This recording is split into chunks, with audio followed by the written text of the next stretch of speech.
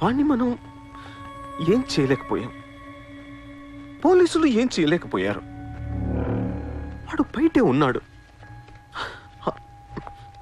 నేను ఎలక్షన్లో నుంచోవాలా వద్దా? నువ్వే నిలబడాలి. ఎంత డబ్బు కావాలో తీసుకెళ్ళు, ఒక ఓటు కూడా వదలొద్దు, మొత్తం ముంబై కొన్నాయి. బట్ ఈసారి కూడా మేయర్వి నువ్వే, అర్థమైందా? వాళ్ళ పరిస్థితి అది. మన దగ్గరేమో డబ్బులు లేవు. ఇప్పుడు ఎలా? 2 రోజుల్లో ఎలక్షన్స్. ఏం చేయాలి? వాళ్ళకి డబ్బు ఎక్కడి నుంచి వస్తుంది? ఢిల్లీ నుంచి. ఎప్పుడు వస్తుంది? రేపు వస్తుంది. ఎవరి దగ్గరకు వస్తుంది? మేయర్కి నమ్మకస్తులు 10 మంది ఉన్నారు. వాళ్ళ దగ్గరకు వస్తుంది, వాళ్ళే పంచుతారు.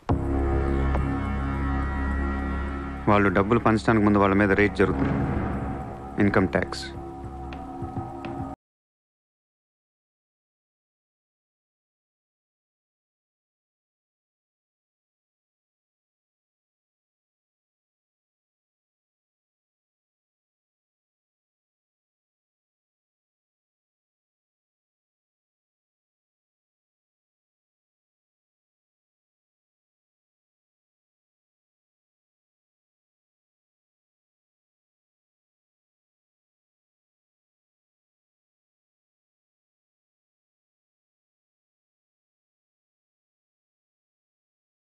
ఈ రోజు నగరంలో కొంతమంది దుండగులు ప్రముఖుల ఇళ్లపై ఫేక్ ఐటీ రైట్స్ జరిపారు. ఇన్కమ్ ట్యాక్స్ డిపార్ట్మెంట్ నుంచి వచ్చామని చెప్పి మభ్యపెట్టి వాళ్ళు తేరుకునే లోపే డబ్బుతో చెక్కేశారు. అంతా బ్లాక్ మనీ కావడం వల్ల ఎవరూ నోరు విప్పడం లేదు. పోయిన డబ్బు దాదాపుగా 100 నుంచి 200 కోట్ల వరకు ఉంటుందని అంచనా. డెఫినెట్ గా ఇది వాడు చేయించిన పనే. ఇలాంటి క్రిమినల్ ఐడియాస్ ముంబైలో వాడికి తప్ప ఎవరికి రావు. మన కర్మ. ధారావిలో వాడు ఒక పెద్ద హీరో. వీడు అనుకున్నట్టు లాలుగాడు మేయర్ అయితే గాన్. అసలు వాడిని పట్టుకోలేము. అరే క్రోడ్స్ ఆఫ్ రైడ్ అవుతున్నప్పుడు నాకు ఫోన్ చేయాలి కదా. ఏం చేయమంటారు సార్? ఫోన్లు లాగేసుకున్నారు, తలుపులు మూసేశారు. మీ డబ్బుతో పాటు మా డబ్బు కూడా మొత్తం పట్టుకెళ్ళిపోయారు. రైడ్ చేసే వాళ్ళని చూస్తే చెప్పొచ్చు ఒరిజినల్ ఫేకా అని. ఏంటి సార్ చెప్పేది? ఒకడేమో గన్ను తీసి టేబుల్ మీద పెట్టాడు. ఇన్కమ్ ట్యాక్స్ ఆఫీసర్స్ కూడా గన్నులు ఇచ్చారేమో అనుకున్నాను. అనుకుంటాం.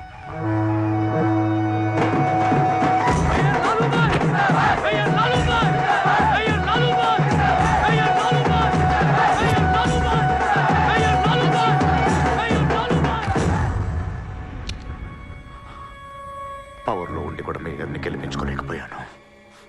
పర్రు అంతా పోయింది.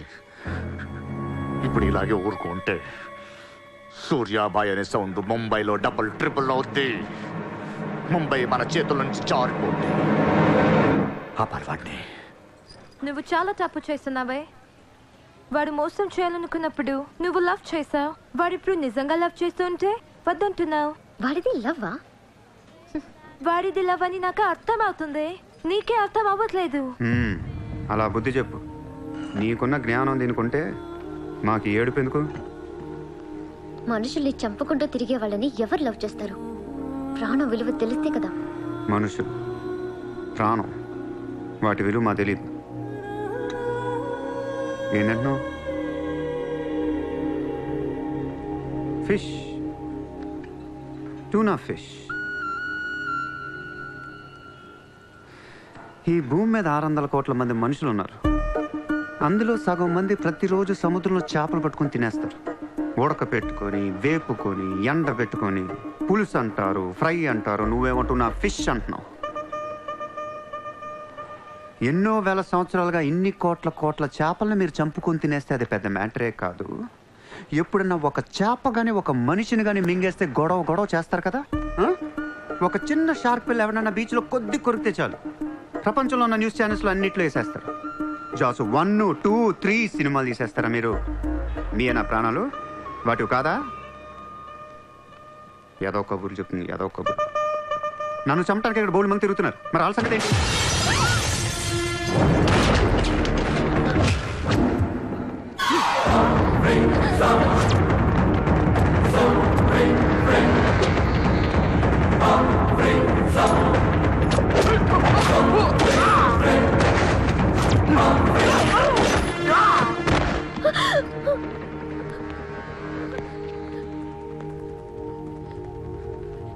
మళ్ళీ జన్మ అంటూ ఉంటే మనిషిగా పుట్టను.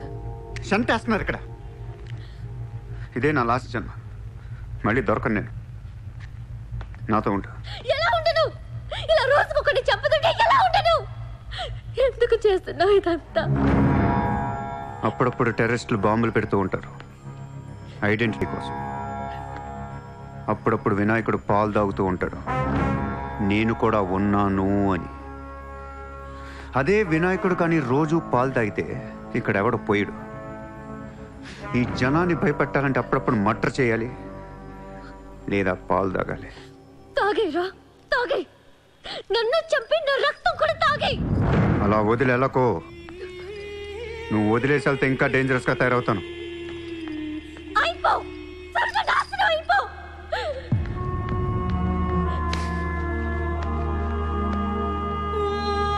నువ్వు మీ నాన్న కలిసి చెడరే.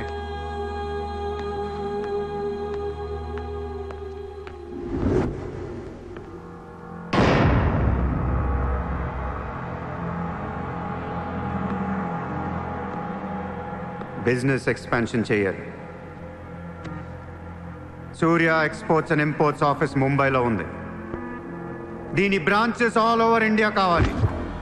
ప్రతి సిటీలో, ప్రతి టౌన్లో, ప్రతి సెంటర్లో సూర్య ఎక్స్పోర్ట్స్ అండ్ ఇంపోర్ట్స్ ఆఫీసులు ఉండాలి. ప్రతి బ్రాంచ్లో 50 మంది స్టాఫ్ కావాలి నాకు.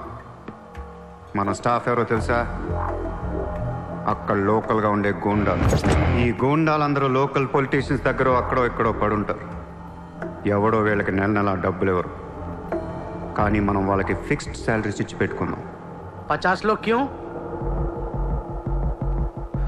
జస్ట్ ఇమాజిన్ 50 మంది నడిచొస్తుంటే ఎలా ఉంటుందో.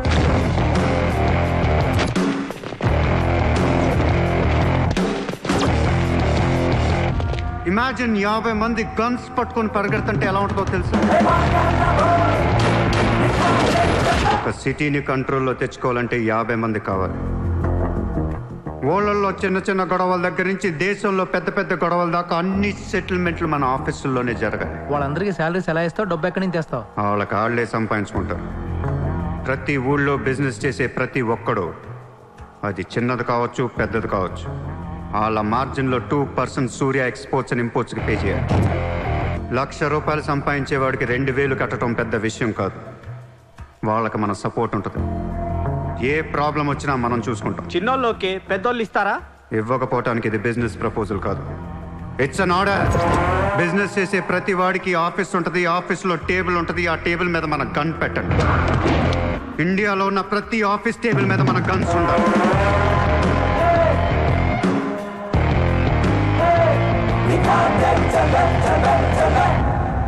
గన్స్ డోంట్ నీడ్ అగ్రిమెంట్స్, కట్టాల్సిందే.